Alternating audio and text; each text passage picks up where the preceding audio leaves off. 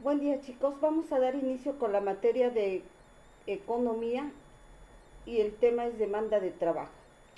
Para esto vamos a tomar como antecedente las teorías de Adam Smith, en donde él consideraba una hipótesis de un fondo que debía ser parte integrante del capital, el cual debía ser destinado a remunerar a los trabajadores. En cuanto surgió esta idea de que los fisiocracias eran quienes tenían el capital, que era el consumo productivo, como un adelanto de los medios materiales de producción y los medios dedicados a lo que era el sostenimiento de la producción. Establecía Adam Smith que cuando surgía la necesidad de hacer un adelanto de los salarios, era muy evidente, esto era bastante evidente en la agricultura, que era el núcleo del análisis de los fisiocracias, dado que dado el periodo de tiempo que transcurre entre lo que es la realización del trabajo y lo que es la obtención del producto.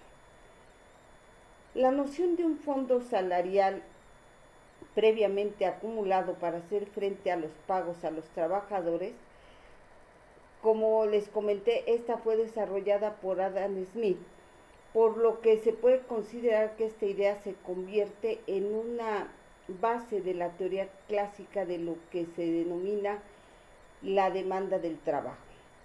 En este sentido, los clásicos establecían que el stock de capital de una economía estaba formado en su mayor parte por el capital circulante, que estaba formado y entró en esta categoría. Se creía que entre mayor fueran las partes, era mayor el avance salarial. Con esta última expresión no quiere decir que el pago de salarios tuviera que hacerse necesariamente al comienzo del proceso, por lo que es importante que tomemos en cuenta las siguientes reflexiones.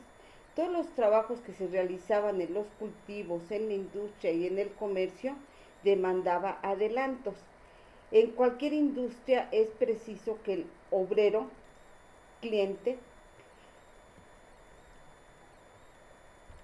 con un adelanto, con herramientas que sea una cantidad suficiente de los materiales objetos de un trabajo.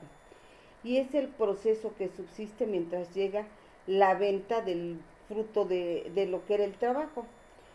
Por otra parte, Adam Smith establecía que los salarios en todas las artes y manufacturas, la mayor parte de los trabajadores necesitaban un patrono que les avance los materiales de su trabajo y los salarios para mantenerlos hasta que se complete el proceso de producción.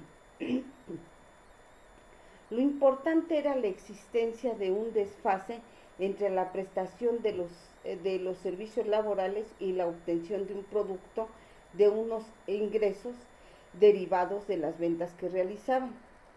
Si el fondo salarial es una parte importante de stock de capital, entonces se debe admitir que el aumento del fondo de salarios es una forma de ir acumulando capital. Los economistas clásicos, sobre todo en su análisis de crecimiento a largo plazo, llegaron a identificar la parte con el todo y supusieron que la inversión era una simple ampliación de fondos de salarios. Por otra parte, David Ricardo, en su modelo de crecimiento, en su versión solo había algo que lo podía determinar, que era el trigo, que producía con una cantidad fija la tierra y con trabajo. Se supone que una parte de los beneficios se destinaban de manera automática a la inversión o, lo que es lo mismo, a ampliar los fondos de los salarios. De ese modo, el tamaño de dicho fondo pudiera considerarse dado al comienzo de cada periodo productivo, y es lo que viene a determinar los beneficios del periodo anterior y por la propensión al ahorro de la clase capitalista. Por lo que el fondo salarial es una cantidad fija y permanente determinada al principio de cada periodo productivo y dedicado incondicionalmente a los pagos de salarios. El gasto total es la mano de obra, es una constante a corto plazo, lo que implica una demanda de trabajo en una forma de hipérbola rectangular. La justificación de esta hipótesis desean que es que toda la producción esté en manos de los capitalistas al principio de cada año, y estos solamente destinaban una fracción constante.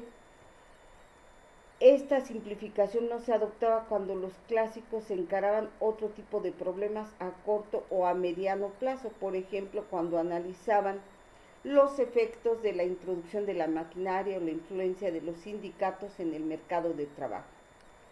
En dicho contexto, el fondo de salarios es lo que queda del Producto Bruto una vez deducido el consumo de los capitalistas y la inversión del capital fijo. Ambas variables predeterminadas detrás de la hipótesis del fondo de salarios. No hay comportamientos que sean optimizantes.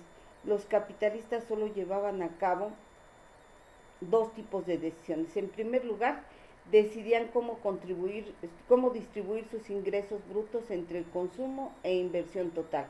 Y en segundo lugar, deciden la composición de sus inversiones.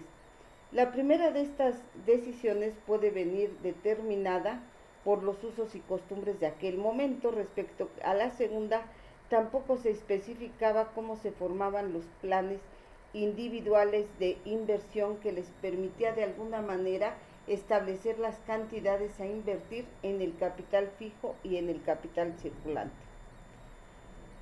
La integración sobre el fondo de salarios, que básicamente hace referencia a lo que es la demanda de trabajo, da lugar a la llamada doctrina del fondo de salarios. Esta doctrina puede de alguna manera considerarse muy elemental del mercado de trabajo, y esta alcanzó su pleno desarrollo con los economistas clásicos posteriores, como fueron David Ricardo, Senior John o Stuart Mill.